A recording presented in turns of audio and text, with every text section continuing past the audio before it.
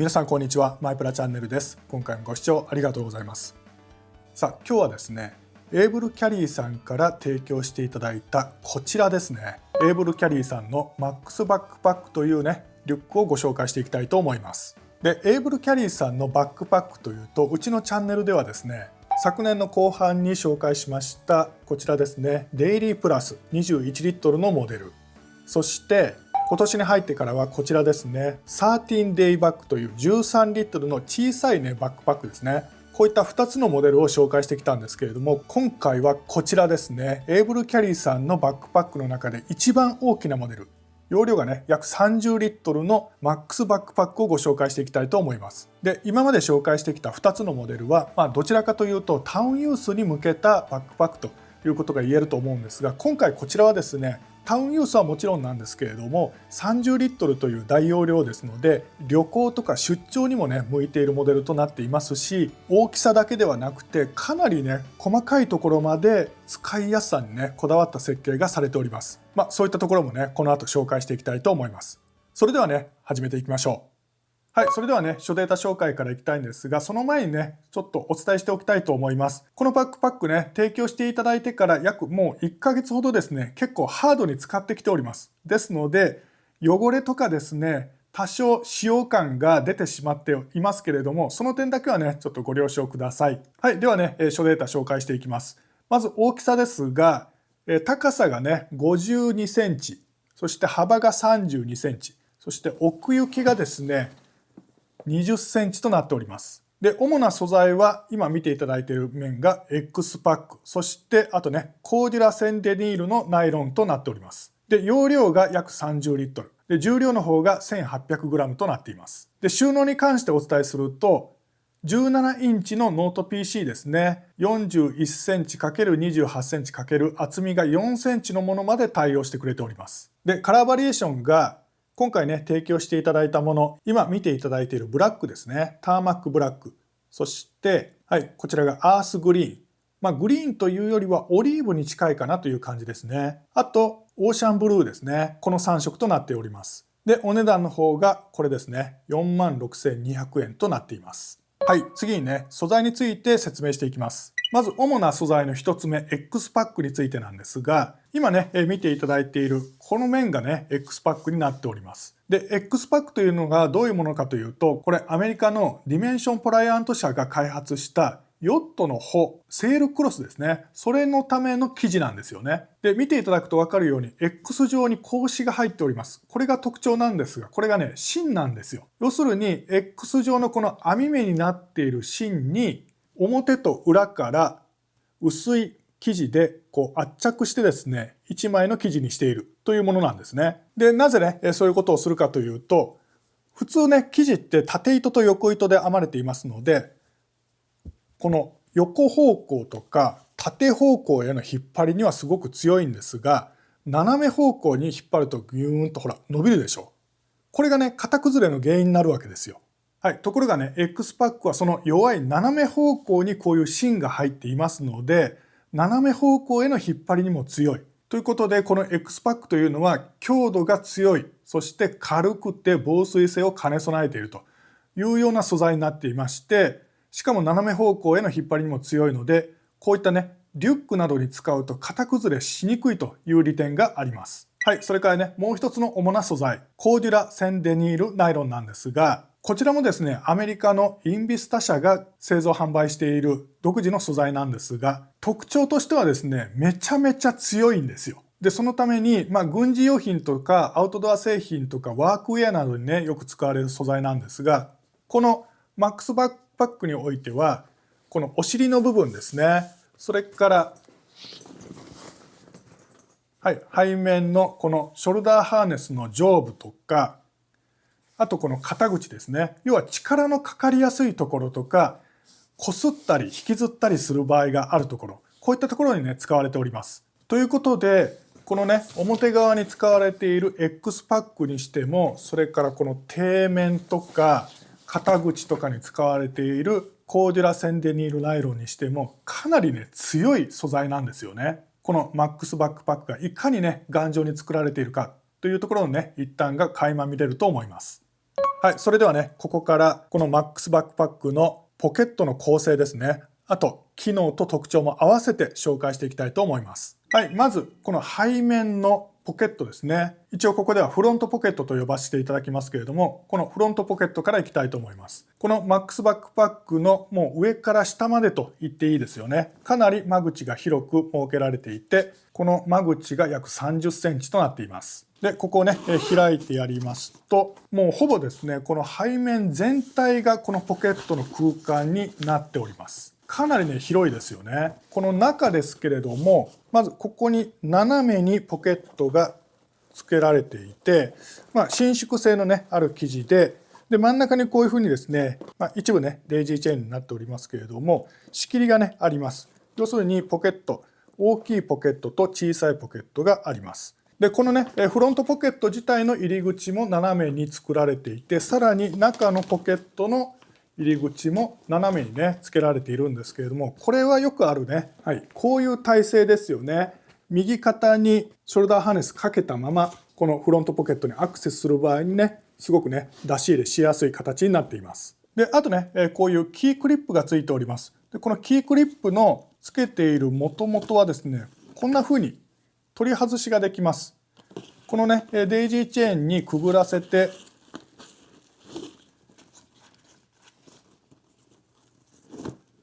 こういうふうに取り付けているだけですので、取り外すこともできますし、またね、位置を変えることもできます。で、この先の部分はこういったね、カラビナ状になっております。はい、続いてね、メインコンパートメントに行きたいと思います。で、まず、ジッパーについてね、ちょっと紹介させてください。メインコンパートメントのね、ジッパー、こういうふうにダブルジッパーになっていて、左右ね、両サイドに開くことができます。で、このジッパーですが、ここにね、穴が開いてるんですよね。で、これ2つ重ねてやると、ここにですね、鍵をかけることができるようになります。今ちょっとね、そういった鍵はないので、代わりにこの S ビナーを通してみますけれども、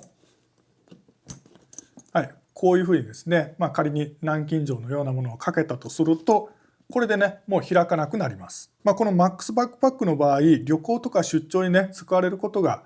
多いということで、こういったね、防犯対策もしっかりね、してくれていますよね。はい。で、防犯対策でいうともう一つですね、このメインコンパートメントのファスナーの最終地点ですね。ここ、ループがあります。これね、左右あるんですけれども、これですよね。これは、例えばぐーっと回してきて、はい、こんな風にね、ジッパーのこの取っ手の部分ですね、これをこのループに通してやることによって、すぐにね、簡単に開けることができなくなります。こういったね、防犯対策、すり対策もなされているというのが特徴の一つかなと思います。はい、それではね、メインコンパートメント開けていきましょう。このファスナーがぐーっと開きまして、そうですね、全体の4分の3あるいは5分の4ぐらいですね、ガバッとこういうふうに開きます。で、ここがね、もう一つの空間なんですよね。仕切りがありません。これがね、この MAX バックパックの大きなね、特徴でもあり魅力だと思いますね。大空間なんですよね。で、このね、メインのコンパートメント、ちょっと細かく見ていくと、まずですね、この底面の左右、こういったね、ループ、デイジーチェーンが設けられております。で、また、ファスナー側ですね、入り口に近い側には、こういったループが左右ね、それぞれ3つずつね、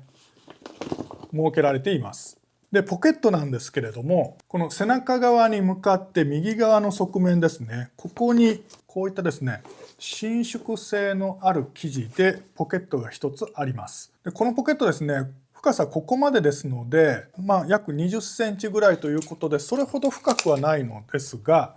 縦長のね、ポケットですので、こういったミニ三脚であれば、こういうふうにね、入れることができます。また、これね、600cc のペットボトルなんですけれども、これもね、余裕で入ります。で、メインコンパートメントは本当にね、こういう大きな一つの空間で、この蓋ではなくて本体側ですね、こちらにはポケットはこの一つだけです。反対側面は後で紹介するね、ボトルポケットのこれ、マチになっております。はい、蓋側のポケットいきましょう。まず上側にですね、ポケットが1つありまして、はい、間口が約20センチぐらい。そして、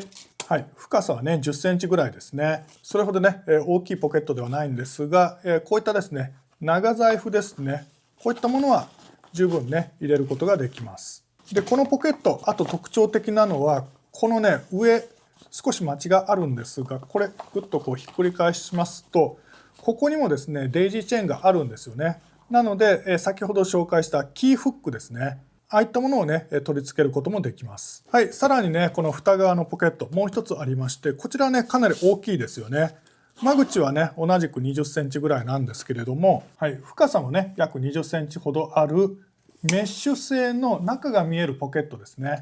こういったね中が見えるタイプのポケット、すごくね細々したものを入れておくと外からですね何がどこにあるっていうのが分かりやすくて使い勝手がいいんですよね。こういうポケットがついております。ちなみにねここにエーブルキャリーさんのロゴが一つ入っております。はい、ということでねメインコンパートメント、それからそれに付随するポケット類ですね紹介しました。でこのねメインコンパートメントの大空間がこのマックスバックパックの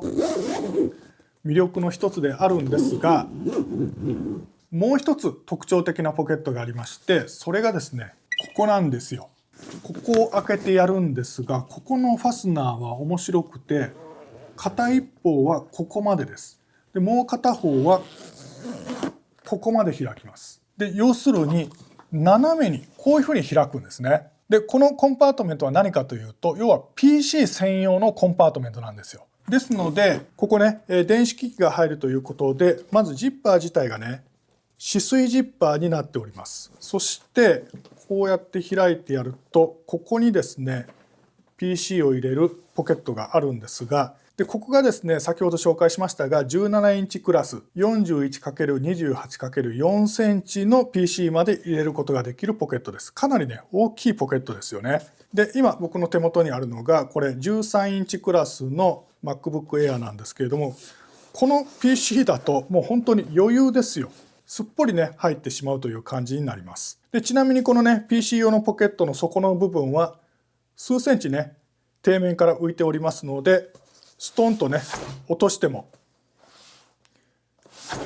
机とかね地面に当たる心配はありません。はい、それからこの PC ポケットの前側にですねこういう伸縮性の生地のポケットがあります。で一つはこういう大きなポケットで、もう一つはねこの細いポケットになります。細い側はおそらくね Apple Pencil なんかをね入れるのにいいと思うんですが、どちらにしてもですねこれそれほどね深くありません。はい、深さとしては約ね11センチぐらいですね。ですのでこういったね iPad mini ですけれども、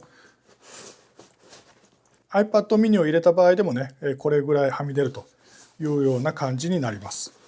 横に入れると収まりがいいかなという感じですね。はい、それからこのね PC 用のコンパートメントの背面側ですね、メインコンパートメント側と言ってもいいんですが、こちら側にこういうふうにですね大きくガマ口のようにファスナーがついておりまして、これぐーっと開けてやると、はい、こういうね細かいポケット、ここも伸縮性のある生地なんですが、こういったものが用意されているポケットがあります。ただこれはですね本当にマチがないんですよね。厚みのあるものはちょっとね入れにくいですね。何でしょうかね、ケーブル類とか SSD とかを入れるのにはいいかなという感じです。で PC 用のコンパートメントの主なねポケットはここまでなんですが、一つね隠しポケットがあるんですよ。もうエーブルキャリーさんのバックパックを使っている方にはねお約束みたいな感じなんですが、このですね背中側の上の方にこういうのがありまして、めくってやるとファスナーがあります。でこれ開けてやると、ここはですねこのバックパックの形、背負い心地を保ってくれるこういうですねフレームが入ってるんですよね。なので空間的にはこの一番下までズドーッとこう手が入っていくんですけれども、そちらではなくてですねここなんですよ。ここにねマジックテープでこうくっついていますが、よいしょ、小さいんですけれどもポケットがあります。間口が約15センチ、はい、深さに関して言うと10センチぐらい。例によってねここはそれほどね出し入れしやすいポケットではないので、エアタグとかですね紛失防止用のトラッカー的なものをね入れておくのに便利。あるいは簡単にね見つからない場所ですので貴重品ですね。旅行の場合だとパスポートなんかね入れておくのにいいんじゃないかなと思います。はい、あとね、このバックパックの外側についているポケットをね紹介していきます。まずサイドポケットですけれども、このね左右両方にねポケットがあります。1つ目、こちら側ですね。ここ取っ手があるんですが、この取っ手のここの部分ですね、ここにポケットが1つあります。でこれダブルジッパーになっているんですけれども、こう開いてやると、はい、こんな風に開きまして、ちょっと見にくいですが、まずですねここにもデイジーチェーンがありますので、先ほどのねキーフックを取り付けることができます。であと空間的にはね、この側面だいたい全体がこのポケットの空間になっておりますので、割とね長めのものは入ります。ただし間口がですねそれほど大きくありません。だいたいね20センチ程度ですので、現実的にはねこういったスマホですね、スマホなんかを入れるのにいいんじゃないかなと思います。でサイドポケットもう一つ、この反対側になりますけれども、こちらはもう完全にねボトルポケットなんですよね。やや L 字型のファスナー入り口になるんですが、これ開いてやるとこういう生地がついていますけれども、結構ね深さがありまして、 600cc のこういったペットボトルも余裕で入れることができます。でこれですね、外側に張り出すのではなくて、先ほどのメインコンパートメントの側にこういうふうにねマチがある状態で、使わない時はメインコンパートメントが大空間になって、使う時はですね、はい、こういうふうに出てくるという形になっています。はい、あとねこのバックパックの外から直接アクセスできるポケットとしては、このトップの部分ですね。一見ねどこにあるか全然わからないでしょ。これもねシークレットポケット的なんですけれども、ここなんですよ。ちょっと光の当たり具合で分かりにくいんですが、ここにめくってやると、はい、こんな風にファスナーがありまして、開けるとポケットになっております。でここはですね結構深いんですよね。見ていただいたら分かると思うんですが、ほら手のひら完全に入ります。間口が約18センチぐらいかな。で深さもだいたいね18センチぐらいあります。ちょっとね間口が狭いんですけれども、例えば iPhone なんかを入れるのもいいですし、あとですねここ首筋に近いところですし、見えにくいところなのでスリしにくい場所ですよね。財布をね入れておくのにもいいかと思います。はい、ポケットのね構成の紹介は以上になるんですけれども、その他ね特徴的なところを紹介しておきます。はい、まずねショルダーハーネスですね。ショルダーハーネスね、素材としてはまず上のあたり、肩のあたりですね、一番この力がかかるあたり、ここはコーデュラセンデニールナイロンですね。そしてこの下側ですね、体の正面に来るあたり、ここは X パックになっております。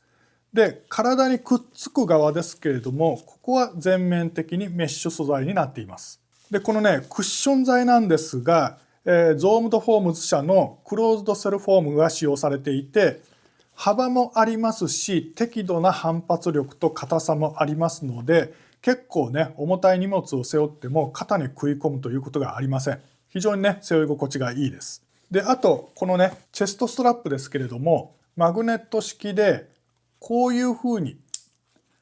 脱着することができます。でこれ慣れると片手でねこういうふうに外すことができますので、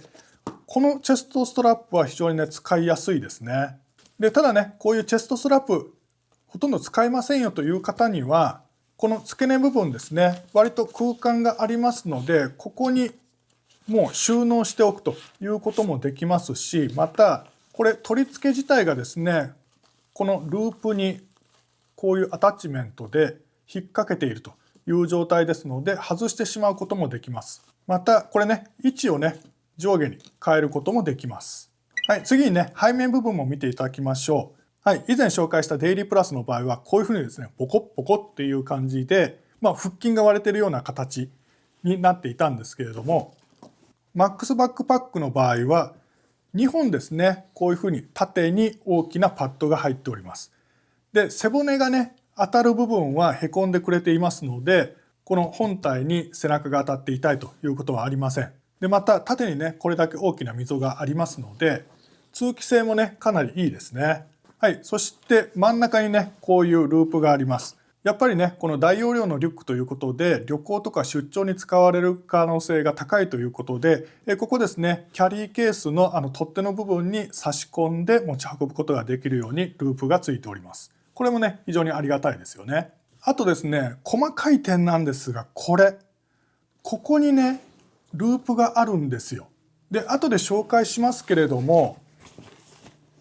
ここにね、持ち手、トップハンドルもあるんですが、これとは別にこういうループがついております。で、このループ何がいいかというと、よくね、駅とか空港の、公共のトイレですね、使用する場合、個室に入ると、こういった荷物を背負って入っていくじゃないですか。でも、用を足す時に邪魔になりますので、壁についているフックに引っ掛けますよね。ところがこのマックスバックパックって、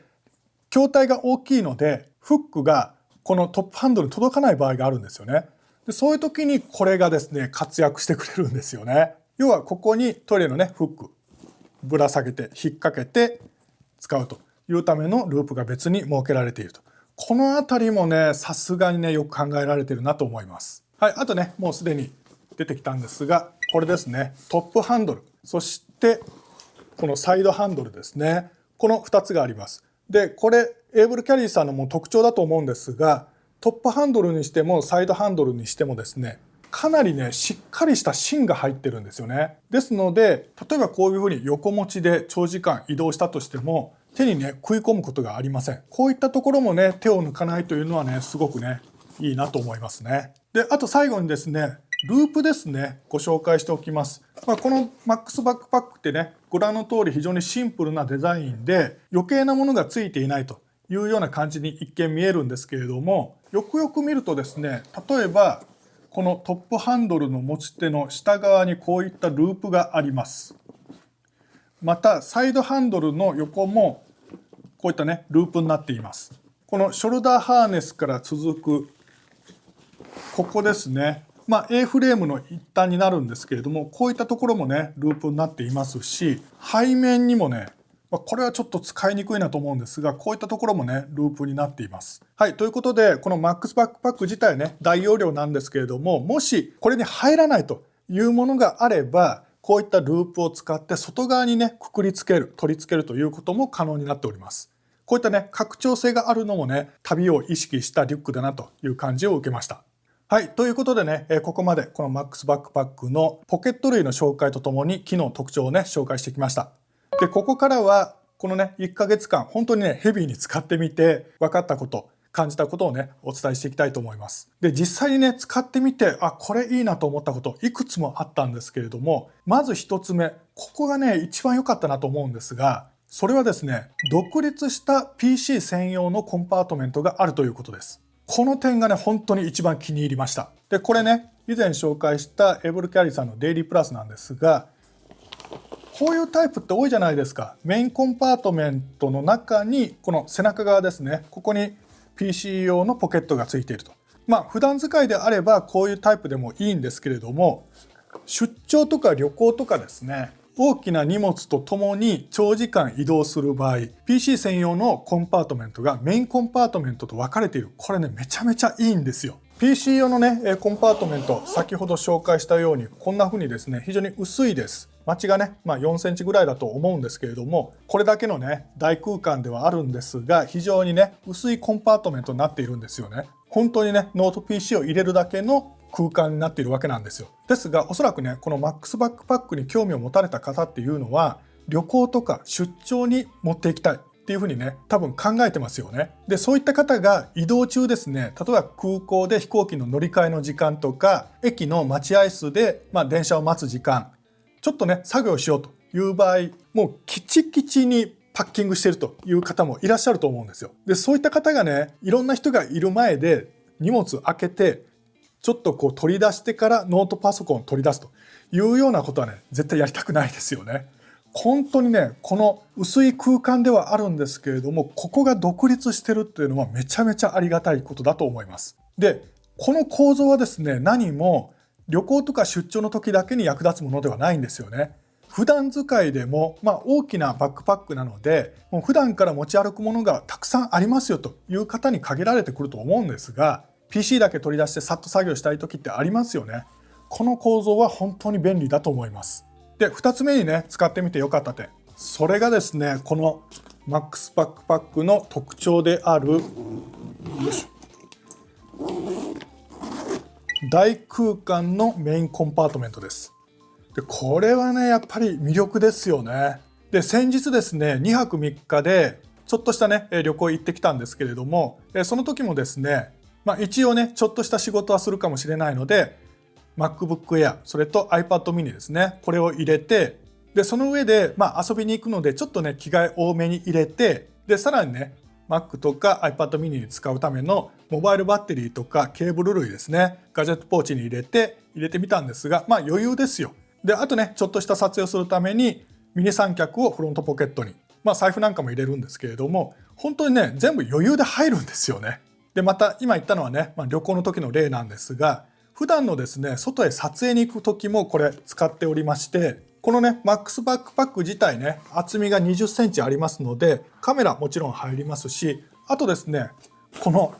本当に大きな空間ですので、ちょっと長めの自撮り棒兼ミニ三脚とか、長さの割とあるものなんかもね、入ってしまうんですよね。ということで、普段ね、カメラバッグとしても使えるわけなんですよ。仕切りも何もない、この大きな空間ですので、厚みがあるものとか、割と長さのあるものなんか、物の形ね、あまり考えずにポンポン入れることができる。この点もね、非常に使いやすい点だなというふうに思いました。はい、使ってみて感じたこと3つ目なんですけれども、それがですね、手で持った時と背負った時の重さが違うということです。このバックパック自体が重さ 1800g ということで、重たいんですよ。大きさもありますし、生地にね、分厚くて丈夫なコーデュラセンデニールナイロンを使っているということもありますので、これ自体重たいということは仕方ないことなんですよ。またね、大容量のバックパックですので、当然荷物自体もね、たくさん持ち歩きますので、重たくなること自体はね、しょうがないことなんですよね。ただね、このエーブルキャリーさんのもう独特なこれですよね。A フレーム機構で、おんぶの時にこの子供をお尻からこう支えてるような感じですよ。本当にね、軽く感じるんですよね。で、僕らは経験上パッキングしました。そして背負う時にこう手で持ち上げた時に視覚情報も絡んでくると思うんですが、これぐらいの重さであれば背中に背負ったらこんな感じだろうなっていうのを無意識のうちに考えているんですけれども、実際背負うとあれ軽いってなるんですよね。で、この軽く感じるっていうことはすごく大切なことで、要するにね、重たい荷物背負って長時間歩いても疲れにくいわけなんですよ。先日もね、県外からちょっと大切なお客様が来られて、地元の名園ですね、栗林公園というところを案内したんですが、1時間ぐらいですね、庭園をこれ背負って、ついでにね、ちょっとこうカメラの修行なんかもしてみようということで撮影しながら歩いたんですけれども、全然疲れないですよね。で、おそらくこれね、違うリュックであれば、かなりね、疲れ方違ってたと思うんですが、A フレーム構造と、あとね、この厚みがあってある程度硬さのあるショルダーハーネスですね。こういった効果もあって、本当にね、疲れにくいリュックだなというふうに感じました。このあたりはですね、感覚的なことなので、なかなかね、お伝えしにくいんですけれども、ぜひ一度、この実物をね、背負ってみてほしいんですよね。そうすると、あいつこんなこと言ってたけど、本当に軽く感じるなっていうのを分かっていただけると思います。はい、あとね、使ってみて感じたこととして、型崩れしないっていうところ、これもね、一つ魅力なんじゃないかなと思います。とにかくね、これね、しっかりしてるんですよ。で、大きいバックパックって結局荷物が重くなるんですよね。重くなるとどうなるかというと、力のかかる部分、例えばこのショルダーハーネスの付け根部分は上に引っ張られるわけですよね。で、荷物が入ってるこの底面部分は下に引っ張られるわけですよ。だんだんこう下に引っ張られて形が崩れてくるリュックってあるんですが、このマックスバックパックに関してはこの筐体自体がね、しっかりしているので、その心配がほぼないなというふうに感じました。で、また、今ちょっとね、できないんですけれども、荷物が入っている状態であれば、これね、ポンと置いて立ちます。これもね、地味に使い勝手いい点なんですよね。で、あと最後にもう一つ、使ってみてね、感じたことなんですが、デザインがね、シンプルなんですよね。で、このシンプルさが、かっこよさにもつながっているんですけれども、コンパクトに見えるという点に気がつきました。で、容量がね、30リットルありますので、かなり大きめなバックパックではあるんですよ。ですが、非常にシンプルな形、要するにね、出っ張りとか、あるいはごちゃごちゃした何かね、付属のベルト的なものがないわけなんですよね。そうすると背負った感じね、そんなに大きく見えないんですよね。でもちろんね、僕は身長183センチあって、日本人としてはかなり大柄な体格ですので、大きめのねバックパックを背負ってもそれほど大きく見えないというのはあると思うんですけれども、この形状だとね、小柄な方、そうですね、150センチ台から160センチぐらいの女性の方でも多分ね、背負ってみると、リュックに背負われてるなという感じは周りの人ね、思わないと思います。でまたね、先ほど言ったようにこの A フレームの機構とかこのショルダーハーネスのおかげで実際の重さよりも軽く感じますので、これね、大きいリュックではあるんですが、案外ね、小柄な女性におすすめできるリュックなんじゃないかなというふうにも感じました。はい、ということでね、ここまで実際ね使ってみて感じたこと、良かった点をね紹介してきたんですけれども、気になった点もね若干ありました。それもね正直にお伝えしていこうと思います。で3つあるんですけれども、そのうちね2つは要望ですね。ちょっと改良してほしいなっていう要望になります。まずね、気になった点の1つ目、それはですね、パッキングには工夫が必要という点です。でこれ何が言いたいかというと、今からちょっと説明していきますが、このねマックスバックパック、もう何度も言いますが、このね大容量の空間、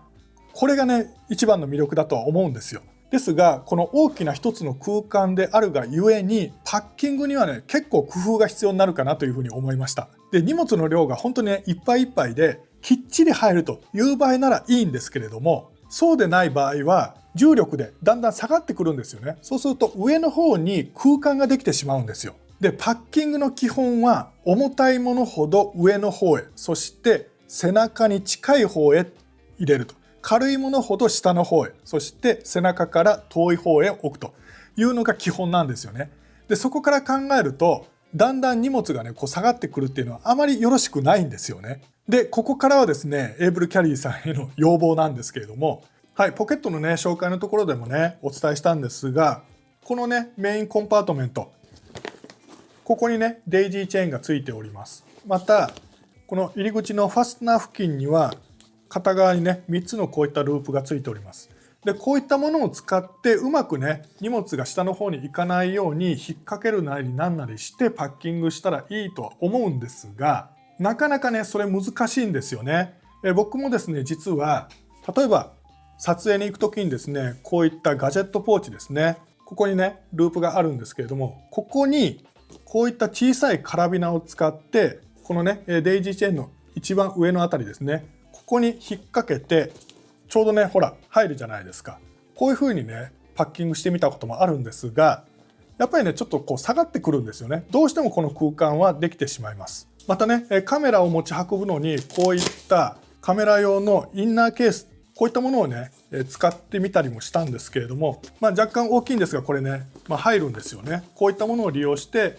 カメラをね持ち運んだりもしたんですが、やっぱりピチッとねサイズは合わないんですよね。ということでエイブルキャリーさんへの要望なんですけれども、純正で仕切り、あるいはインナーバッグ、このマックスバックパックにぴったり合うものを作っていただけないでしょうか。で例えばこれをですねカメラバッグとして使っている方もいらっしゃると思うので、こういったね今お見せしたようなインナーのカメラケースですね、クッション材の入っているものとか、あるいはこういったカメラケースにはこんな風なですねマジックテープで好きな位置にね取り付けられる仕切りのようなものもあるじゃないですか。こういったものをねぜひ純正で作ってほしいんですよね。これ要望としてお伝えしておきたいと思います。気になった点2つ目、今度はですね PC 専用のコンパートメントに関することなんですが、このね PC 専用のコンパートメントの上部にこういった小物を入れるポケットがあるんですが、僕は勝手にガジェットポケットと呼んでますけれども、待ちがね少なすぎるんですよね。薄いものしか入れられないわけなんですよ。でこのね PC 専用のコンパートメントがメインコンパートメントと別にある、これがめちゃくちゃ使い勝手がいいんですが、 PC を持ち歩いて外で作業しよう、あるいは移動中の合間合間に作業しようという方は、おそらくですね高い確率で、例えばこういった大容量のモバイルバッテリー、これ2万ミリアンペアなんですけれども、こういったものとか、あるいはこういった電源タップですね、それから Windows の PC であればかなりね大きな AC アダプターなんかを持ち運んでると思うんですよ。でそれが作業の時には必要な場合もあるんですよね。で PC は専用のコンパートメントがあるのですぐにね取り出して使うことができるんですが、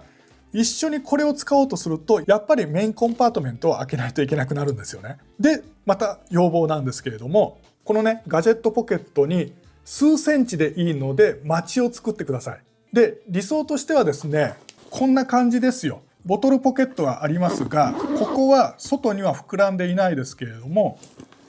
メインコンパートメント側にマチがあるんですよね。必要な時はこちら側に出っ張って物を入れることができる。こういう形にここしてくれるとありがたいです。どちらにしてもですね、かなりうまくパッキングしても上部空間って空いてくるんですよね。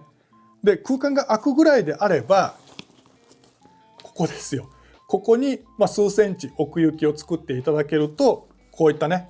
厚みのある立体的なものも入れることができるようになりますので、今この状態だとね入らないんですよね。ぜひこの辺りの改良を次のモデルでお願いしたいと思います。はい、最後ね気になった点の3つ目になるんですけれども、これはですねこれからこのバックパックを購入しようという方に使用上の注意というような感じでねお伝えしておきたいと思います。でそれ何かというとですね、